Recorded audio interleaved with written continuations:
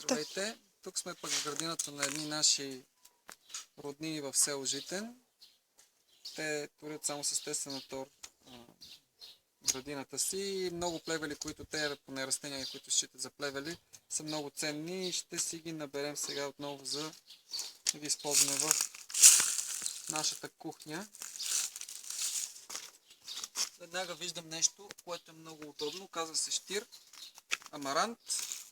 Семената от култивирания му вариант го има почти във всяка една, почти във всеки един биомагазин. Другото растение, което обаче тук е пълно с листни въшки, е дивата лубда. Ще се опитам да намерим някой, което е окей.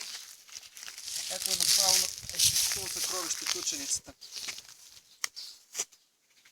Тя става наистина и за салата, за каквото се сетите.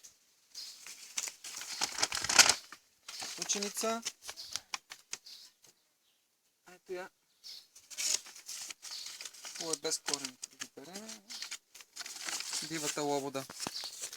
Домашния вариант го знаете. Има един много интересен прах по нея, който може да е сигурен знак, че сте набрали дива лобода. Продължаваме из градината. След нея